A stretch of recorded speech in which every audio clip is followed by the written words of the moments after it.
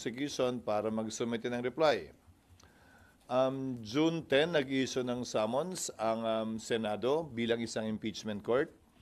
June 23, last day, nag-submit ng answer ad cautelam ang ating ikalawang Pangulo. At mula June 23, 24, 25, 26, 27, 28, Sabado yon. So meron hanggang Lunes ng tanghali ang Kamara para magsumite ng kanilang reply kung nanaisin nila. Magsumite ng reply, hindi mandatory, doon sa answer ad cautelam ni VP Sara Duterte.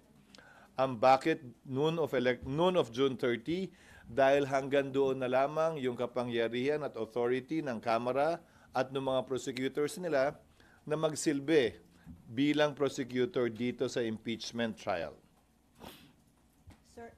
Sabi ni BP Sara, hindi siya pwede i-compel na sumagot dun sa mga allegations o kaso na kapaloob sa articles of impeachment, considering na yung Senate Impeachment Court ibinalik sa Kamara yung articles of Yun impeachment. yung nakalagay sa answer niya at hindi para sa akin na komentaryohan yun dahil korte, impeachment court na, ang dapat tumugon doon kung sakasakali.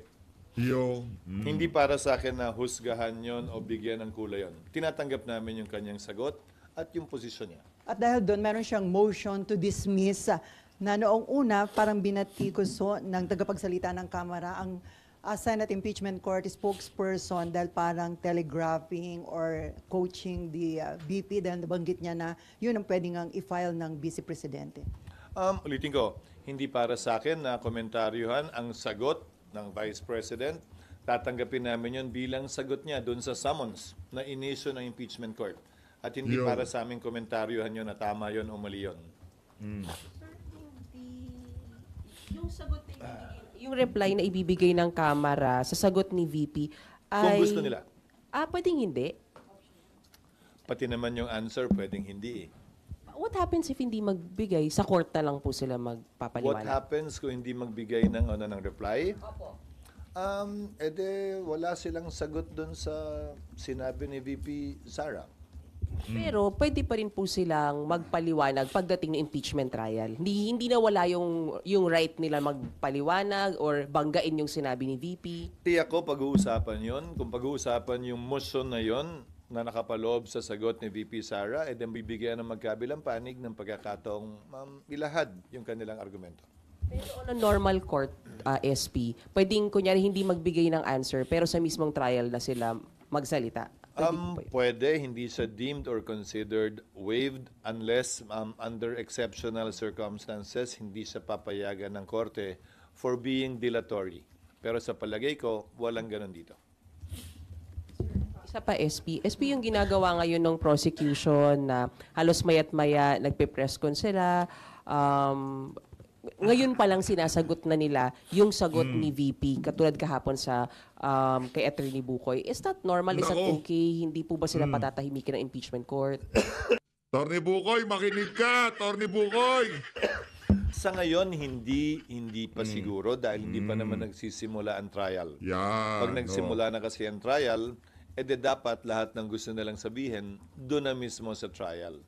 Pero sa panahong ito, walang prohibisyon. Katulad ng mga tanong nyo sa akin ditong nagdaang araw, pwede ba nyong i-publish yung answer na binigay sa inyo ng Kamara base sa receiving copy nila?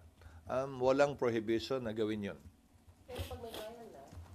Ibang usapin kapag may trial na dahil pwedeng magbigay ng kautusan ng impeachment court na limitahan o pagbawalan ang mga parties sa kaso na magsalita. Pero desisyon ng impeachment court yan. Sir, araw daw, isasubmit na yung certification ng Kamara na dumaan sa tamang proseso yung articles of impeachment. So kapag na-submit yun, babawiin na ba yung decision ng Senate Impeachment Court na i-refer back yung articles of impeachment? Hindi, dahil dalawa yung kautusang binitiwan ng Senado, kung maalala mo. Pero yung second yata, mahirap nilang i-comply hanggat hindi pa nagko-convene ng 20th. Kaya nga hindi pa kompleto yung compliance nila. So, Dalawa yung compliance na hinihingi. Ano kaya nangyayari dito sa ilong nitong si Chis Escudero? Ba't singa siya ng singa? Kadiri. Ilabas mo kasi. Labas-pasok na sa ano mo eh. Ngalang-alam mo eh, di ba? Nakaka-distract. inihiling na impeachment court sa Kamara. Yung isa ay pwedeng mabigay ng 19th Congress. Yan yung patunay na hindi sila lumabag sa one-year ban. Pinapaliwanag na hindi sila lumabag dito. At pangalawa, yung patuloy na kagustuhan na ipursige pa rin yung kaso mula sa 20th Congress. So yung decision na yon to refer back yung articles of impeachment, mananatili yun hanggang 20th Congress. That is the operational meaning of the order issued by the Senate Impeachment Court, yes. Maliwanag naman yun dun sa order. Sir, next week, di ba, basically, technically parang 20th Congress na. So, mapapalitan na, sir, may mga prosecutors, pero may mga na-retain pa rin naman. Then, yung 20th Congress papasok na rin. So, paano po yung magiging process lang? Hindi yun question kung mariretain sila. Desisyon ng Kamara yon. Pero ang issue ay, ang authority, ang otorisasyon na binigay ng 19th Congress sa mga prosecutors, na re-elect man sila o hindi, ay hanggang June 30 lamang. Kailangan bigyan sila ng panibagong otorisasyon ng Kongreso na magsilbi bilang pareho man o magkaibang prosecutors sa ilalim ng 20th Congress. So, sir, kailangan pa ng plenary action pag ganon? Plenary action ang kinakailangan. So, basically, sir, walang prosecutors muna from June 30? Kaya nga, Pebrero pa lang, sinasabi ko na sa inyo, di ba, dun sa mga nagmamadali, hindi pwedeng magpursige ang trial dahil walang prosecutors mula June 30 hanggang July 28. Di ba? Noon pa sinasabi na natin yan eh. Hindi naman pwedeng mag-trial na isang panig lang. Sir, so given yon, sabi kasi ni Attorney Bukoy, yung spoke sa House, magre-request po sila after nila mag-file ng reply dun sa answer ni VP Sara, magre-request sila sa impeachment court na mag-set na ng pre-trial date at ng trial date. Pwede ba yon? Hindi. Kasi kahit yung authorization ni Attorney Bukoy ay hanggang June 30 lamang. Mag-i-expire at maglalapse din yun. Ahente lamang siya, spokesperson lamang siya ng prosecution panel. So yung prosecution panel na mag-a-appear, ano ba siya, spokesperson ba dito? Agent nga lang siya. Agent. Principal agent. No, spokesperson ba siya ng prosecution? Yes. Pati sino yung nagbigay sa kanya ng kapangyarihan, tapos na yung kapangyarihan ng prosecution team ng June 30 noon. Yung pre-trial at yung trial date sa 20th Congress na po. Sa 20th Congress na yan, kasi paano mo nga isa-set yun? Yari ka doon, Atty. Bukoy. Bida-bida ka lang pala eh. Wala ka na palang pwesto eh. Tapos na pala ang yung kasalukuyang prosecution panel noong 19th Congress. Pinito na pala yun. Wala na. Ngayon, ano pang ginagawa ni Atty. Bukoy dyan? Bida-bida. Hindi na ho siya spokesperson ng prosecution noong ano na yon, noong 19th Congress kasi tapos na. Ibig sabihin, prosecution na ho siya ngayon netong si Tamba. Bali ho dalawang spokesperson ngayon nitong si nitong si Tambaluslo, si Princess Abante at itong si Atty. Bukoy. Si Princess Abante, nakapokus ho siya doon sa pagbira kay BP Sara, general na pagbira kay BP Sara. Ito naman nung si Atty. Bukoy, rektang pagbira ho siya, kaugnay sa impeachment dito kay BP Sara. Matindi ho, bangag ang atake nitong si Tambaluslos dyan sa House of Representatives. Nang walang prosecution. Kung mag-set kami, ulitin ko Pebrero pa lang, sinasabi ko na to sa inyo. Paano ka mag-set ng pre-trial na kailangan may magkabilang panig? Hindi naman pwedeng abogado lang ni VP Sara mag-attend doon. One-sided naman yun. Hindi na pre-trial talaga ang tawag doon. Oo, pero ang bumulaga sa amin doon, base sa, kaya nga, working calendar yon, di ba? Ang bumulaga sa amin doon, yung authority nga, kasi iba kami, iba ang Senado eh. Ako hanggang 2028 pa. Pero yung prosecutors, yung congressmen, hanggang June 30 lamang. Sir, also sabi po niya ni Attorney Bukoy, yung ombudsman daw po, yung investigation nila hindi dapat magtuloy dahil matapos dapat daw po muna yung impeachment trial. Hindi Tama ba para sa akin na komentaryohan yon. Hayaan na natin ang ombudsman na sumagot sa kanya. At tila yata hiwalay yung away na yon sa iba pang away na gustong pasukan ni Attorney Bukoy. Silang dalawa na lamang, yun siguro. SP. Nympha. Sir, Ginagamit kasing defense, based dun sa answer ng Vice President, ginagamit nilang defense yung pag-return ng impeachment court dun sa articles of impeachment. Ano ba talaga ang ginawa ng impeachment court? Kasi ang claim nila is the articles of impeachment was returned, so there's no charges against her to speak of.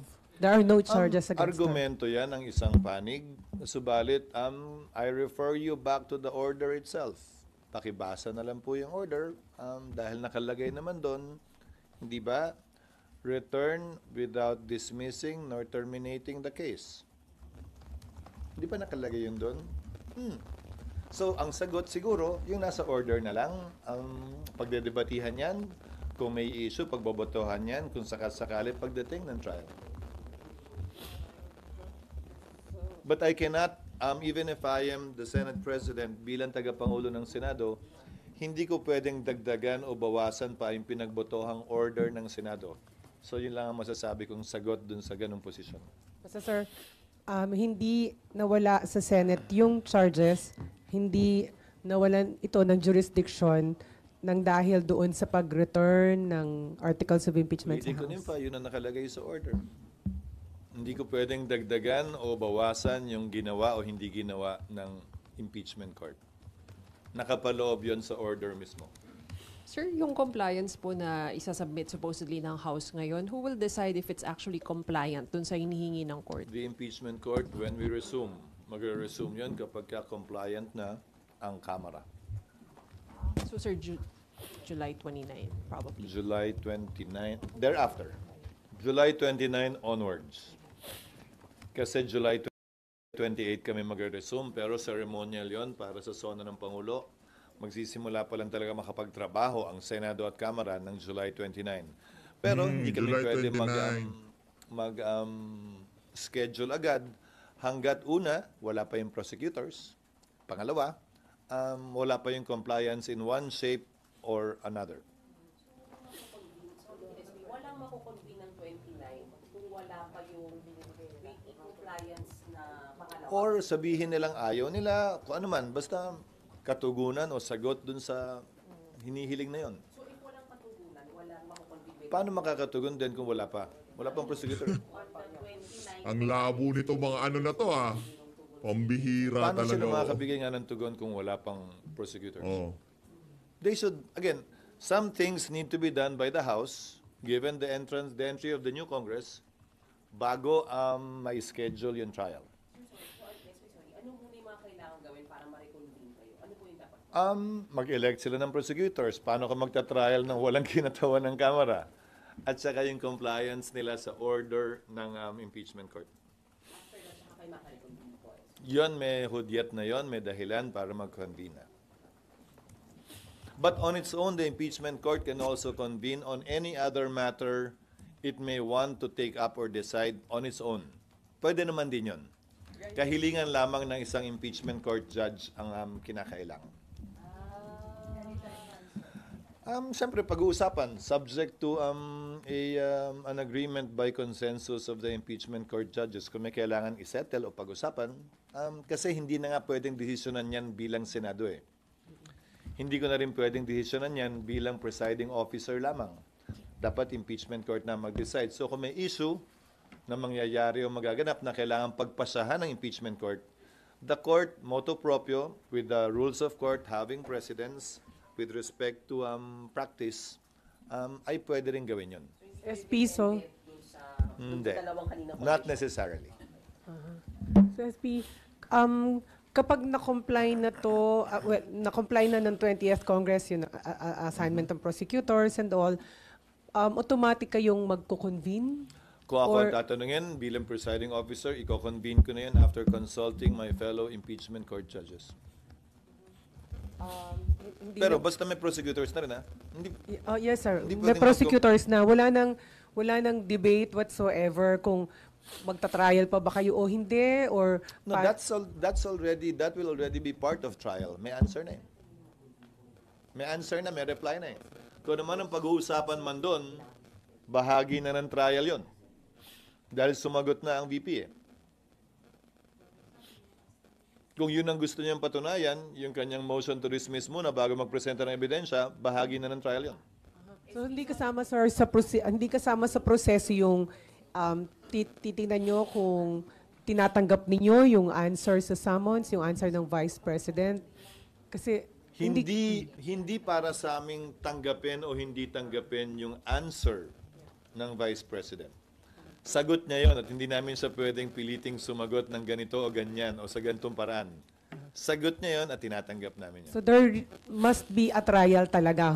Walang puwang SP yung possible ulit na pagtayo ng senador para ipa-dismiss kagaya nung ginawa nung mag-convene kayo. Yung answer with motion ni Vice President, baka pag-usapan yun. I mean sir, kung sa senador ulit manggaling yung motion to dismiss. Bahagi na ng trial din yon. Kasi may pending motion, kumbaga may pending motion base sa answer, ha? May pending motion si VP Sara. Pwedeng ipagpaliban ng impeachment court yung pagpasa doon, pwedeng pagpasahan din. Trial na nga yun eh. Trial na lahat. Ano bang definition mo ng trial? I mean sir, sorry. Ang trial ay hindi lamang naman presentasyon ng mga testigo. Ang trial kabilang yung mga pag-debate ng mga motion na gagawin ng magkabilang panig. Sorry, reform ko, SP. So ibig sabihin, pwedeng pagko-convene ninyo, pwede pa rin may tumayon para may motion to dismiss na senador, and then didesisyonan ninyo. Wala namang bawal ng motion eh. Yun ang problema ko sa maraming nagsasabi ng kung ano-ano eh. Asan ba yung rule? Asan ba yung provision sa saligang batas o sa rules on impeachment na bawal ang ganito o ganyang klaseng motion? Hindi mo naman pwedeng pigilan ito. Dahil collegial body ang Senado bilang impeachment court, kapag may nag-motion at may nag-object, hindi ba, sa tagal nyo sa Senado, ano bang gagawin? Hindi, pagbobotohan.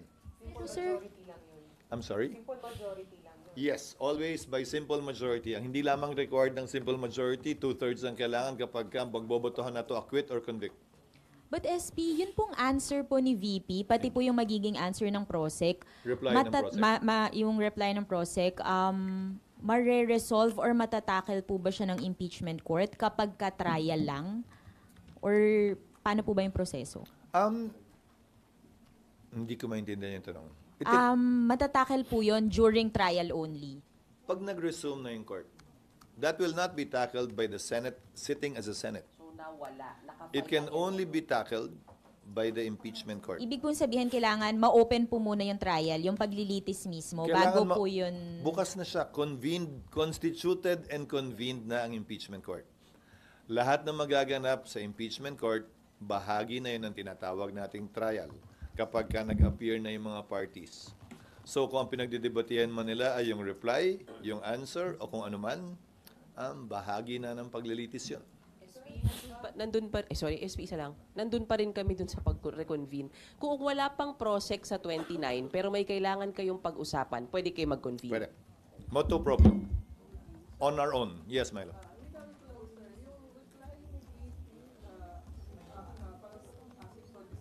Walang reply si VP. Answer yung binigay ni VP. Answer ad cautelam. Hindi ko pa nababasa actually. Kayo lang yung nagtanong kanina eh. Na hindi ko pa nababasa yung answer dahil ng isang araw pa lamang yon.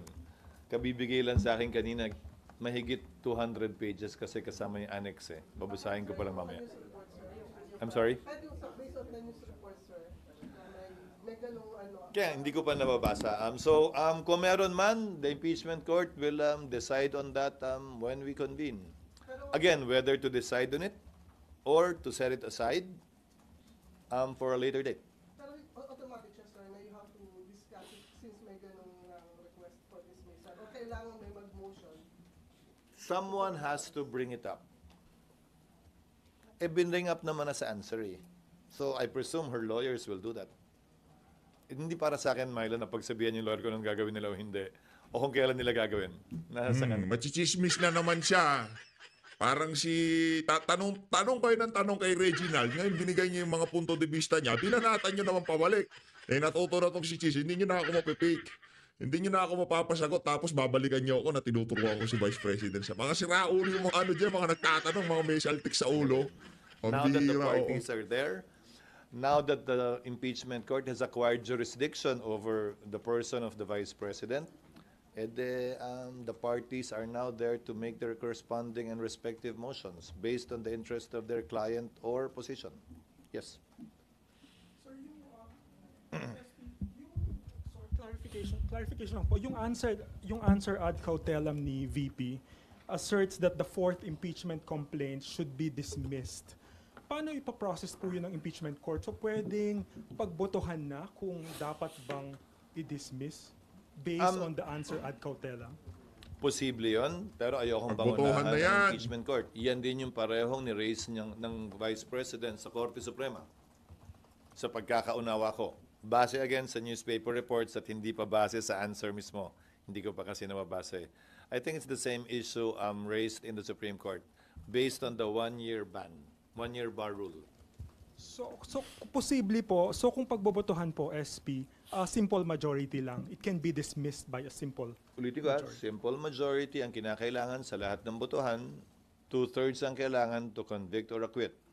But it begs the question, kung may simple majority ka to dismiss, for example, then imposible ka na maka 2/3. Hindi ba? Correct. It's simple math. Hindi, kung manalo nga yung anumang motion is by simple Anak ng majority. tokwa, lalabo nyo. Bakit ba hindi nyo maintindihan? Kahit ano pa yan, pagka pinagbotohan, mananalo ang majority.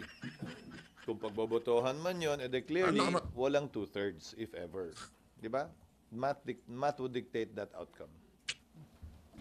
Itong mga reporter na to, di natin malaman saan ang gagaling mga ano nila eh. Oh. Pinadala na sa kanila electronically kahapon. Nanghingi lang ako ng hard copy dahil hindi ako makabasa ng electronic copy. Sa pagkakaalam ko, wala pa. Yes, ma'am. SP, pero pagka kunwari dumating na po yung reply ng House Prosecutors, nandyan na muna yon. Sa July na natin i-expect yung pag-rolyo na nito. Oo, kasi paano kami nga magta-trial nang wala yung kabilang panig? Alangan namang mag-attend lang yung mga abogado ni VP Sara. That would be clearly unfair. And I've been telling you this from day one, dahil nga late final na ng Kamara ito, aabutan at aabutan talaga ang June 30. I would have wanted to conduct pre-trial, but I was informed, as I said, na yung authority ng mga abogado on the prosecution side is only until June 30. We did not foresee that at that time. So right now, sir, wala namang issue or namang motion ng mga senator judge na dapat yung i-address at the impeachment court? Wala. Wala. Sir Antipasipis, settled na ba yung question na tatawid na talaga doon sa 20th Congress, the way it looks? Na-settle ba yun? Sa pananaw at palagay ko, dahil nga, kung hindi man tumawid, kailangan mag-convene pa rin yung 20th Congress Impeachment Court para pagpasahan yan. Yung pa lang tumawid na eh. Pero doon pa lang, Hindi, di ba? pero doon pa lang sir, pwede ulit mapag-debatehan yun. Lahat naman pwede. Tandaan nyo, pakitaan nyo ko ng batas, ng rule na nagsasabing bawal itong motion na to. Wala namang bawal na motion eh. Wala namang bawal na kahilingan eh. Wala namang bawal pag-usapan eh. Wala pa ako nakitang rule na ganun. Na sa impeachment court bawal pag-usapan to Hindi mo pwedeng sabihin to. Hindi mo pwedeng sabihin yan. Wala namang ganun eh. Karapatan ni numan na hilingin base sa kanyang paniniwala, anumang nais niyang hilingin. Kapag yan ay gusto niyang pagbotohan dahil may nag-object, edi pagbobotohan. SP, nasa motion to dismiss pa rin ako. Kung may tumayo pong senator judge again, and then mag-motion to dismiss, di ba po kaya nyo pinag-usapan nyo nung last session nyo para sabi nyo, sir, ngayon pa lang maayos nyo na, hindi na tumaulit pagdating ng trial. So kung meron ulit, sir, hindi pwedeng pagbawalan. Parehong ulitin. ground ba o magkaiba? Kung parehas. Hindi, pinasubmit namin ang nandun naman kayo, di ba? Napanood nyo yung pag-develop ng motion Hindi ba? Nagsimula sa motion to dismiss, napunta sa remand, napunta sa return without dismissing nor terminating. Hindi ba? Tapos sinabi, hiniling na mag-submit ng compliance na hindi sila lumabag dun sa 1-year ban. Dahil sabi, di ba, sa floor, kung naalala ko ni Senator Win, kailangan natin pakinggan yung Kamara dyan, mag-submit sila ng ebidensya na hindi sila lumabag. So kailangan mapakinggan sila bago pagbotohan to. So, yun yung kinalabasan ng motion, hindi ba? Hiniling ang Kamara na ipaliwanag yun. So kung ang tanong mo sa akin ay ano mangyayari, hindi ko alam. Depende kung merong kontento at hindi kontento dun sa compliance ng Kamara. So, pwede pa rin talagang i-discuss yung motion to dismiss even if na-discuss nyo na Remand siya. yung pinag-uusapan na. Again, remand yung pinag-uusapan, hindi pinag-uusapan yung motion to dismiss. Hindi pinagbotohan yung motion to dismiss. So yung premise mo, hindi pangalawang beses pag-uusapan yun kung sakasakali. Dahil pinagbitohan ay yung return or remand. Sure. SP, this early, SP, meron kasing mga, kaya nagkakaroon din kasi, sir, ng mga apprehension or mga agam-agam na hindi yung actual na trial, yung nakikita natin na paglilitis kagaya sa korte. Gigil na gigil lang because- sila. Sorry. Yeah. Hindi ko trabaho pawiin yun. Nanggigigilan talaga sila dahil yung proseso, ulitin ko, gaya ng sinabi ko nung nagsimula tayo kanina, lahat ng sinabi ko naman nung Pebrero pa lang pag-file, nagawa lahat yon ng Senado, kaya lang kulang na talaga yung panahon. And then, so may nagsasabi din kasi like former Justice Carpio, sinasabi na niya na kung hindi magkakaroon ng trial, that would be grave abuse of discretion kung sakaling i-dismiss ng Ang dami niyong pwedeng i-quote. Bakit hindi niyo kino-quote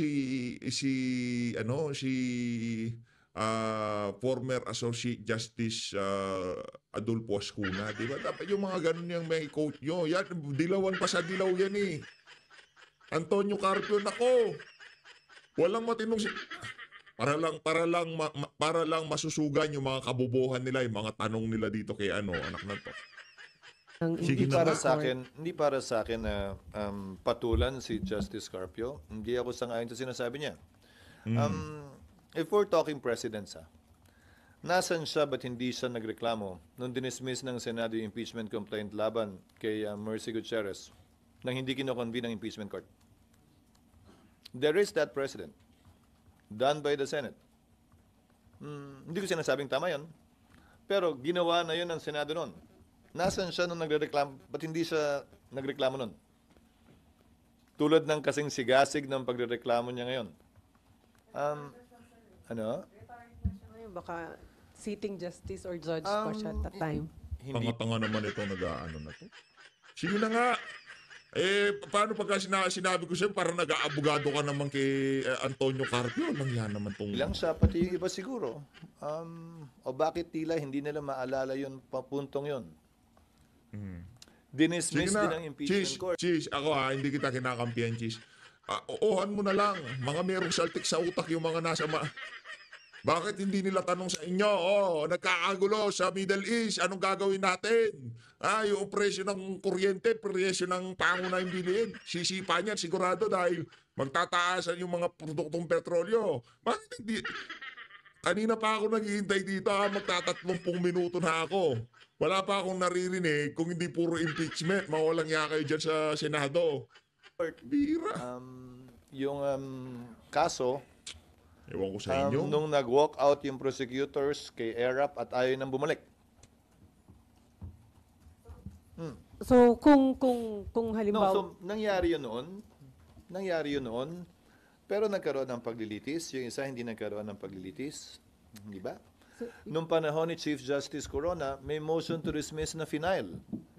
Yung depensa... Hindi, parang nagkaroon na ng nagkaroon na ng parang ambient dyan sa na yan, dyan sa bulwagan na yan. Na pagka nakikipagtalo ka, magaling ka. Yung tipong pagka dinidebate mo, Senate President, matalino ka. Pambihira, oo. Para sa mga para sa mga reporter diyan, hindi ko kayo nagtutunog matalino sa mga pinagtatanong nyo. Hindi. Oo, pro Sara Duterte tayo dito, anti-impeachment tayo, pero yung mga tanong nyo masyado ng out of nowhere na. Abogado, Senate President, di na masagot kasi mga walang kapararakan yung mga tanong nyo. Nung panahon yon. So that's part of the process. All of these are part of the process. Yung agam-agam nilang biglang tungkol dyan, sa totoo lang, dapat sining na panood na nila yan eh. Di ba? Nakita na natin yan nangyari sa kasaysayan eh. At walang dahilan, para sa akin na magbigay sila ng duda, maliban na lamang kung init sila, na magkaroon na agad ng trial sa lalong madaling panahon base sa kagustuhan nila. So, SP, ibig sabihin, may power, may poder talagang impeachment court na mag-decide sa dismissal. And kung sakaling ganun, hindi yon maituturing na grave abuse of discretion for having that, dahil meron kayo ng ganung power? Hindi siya bilang retired justice ng Korte Suprema ang pwede magsabi nun. Ulitin ko ulit. Lahat ng ito, ang may kapangyarihan lamang magpasya kung may nilalabag na batas o wala ay Korte Suprema. Hindi ako, hindi kami, hindi mga dating mahistrado. Kung hindi yung mga kasalukuyang mahistrado ng Korte Suprema. Labas doon ang kapangyarihan to try and decide binigay sa Senado. Sir, sorry, clarification lang. Yes. Nasagot nyo na rin po ito dati, pero if hindi po magsabit nung second document na compliance yung 20th Congress House, what happens Then dito? the court will decide accordingly. Hindi ko alam, ayokong pangunahan kasi iba na rin yung composition ng court. Pero sir, di ba, you mentioned before na pwede pa rin kayo mag-decide to continue the trial even without that. Remember, I also said the 19th cannot bind the 20th. The 20th Congress, the 20th Impeachment Court, the 20th Congress Impeachment Court, the 20th Congress House can reverse whatever decision was made by the previous Senate, by the previous Impeachment Court, by the previous Congress. So pwedeng baguhin yung order ng Impeachment Court na papasok, pwedeng i-modify yon, pwedeng i-abandon yon, decision ng Impeachment Court yun. Pwede rin pala, sir, na wala silang compliance doon sa number 2 doon sa order, pero may assign silang prosecutors. Lahat yon posible, Nympha. Ayokong pangunahan. Sa tigas ng ulo nila, ayaw nga tumanggap ng pleading, so hindi na ako magugulat kung gagawin mo nila yon. Biri mo, pagtanggap lang ng order, pagtanggap ng pleading, pagtanggap ng answer, pagtanggap ng appearance, pati yon papahirapan, so hindi na ako magugulat, sa totoo lang. Pero magkikita-kita kami sa tamang panahon, kaugnay sa mga ganyang ginagawa nila sa panahong ito. Sir Adam. Nako, matindi ho yung mga babala na yun itong si presiding officer. Yari kayo dito, magkikita-kita tayo yung mga kaangasan nyo sa media na yan. Nako, yari kayo sa akin. Yan na, maliwanag pa sa sikat ng araw. Ang mga babala na yun itong si Chis Escudero. Other issue? Sir, other issue? Hindi, bilang impeachment court at bilang litigant. Yari ka dyan, iko-quote ka na niya nila. May tonong pananakot si Chis Escudero. Mga may saltik na sa utak yung mga nasa dyan, mga president sa Malacanang. Sa totoo lang sa kada araw na nag-press con sila dyan, wala tayong narinig na nagtanong sila para sa kapakanan ng sambayanan. Puro sa kaugnay ito sa interes ng kanilang hanap buhay. Interes nilang impeachment na yan. Malaking pera aagos dyan. Hindi lang sa mga congressman at mga senador, pati ho sa mga media. Kasi agawan ng naratibo yan eh. Willing magbayad yung mga partido dyan, pero lang kay BP Sara kasi wala kang pera eh. Yung mga tambalustos willing magbayad para mabili nila ang naratibo sa mainstream media at social media para maitulak nila na talagang dapat ma-impeach si BP Sara. Yan ang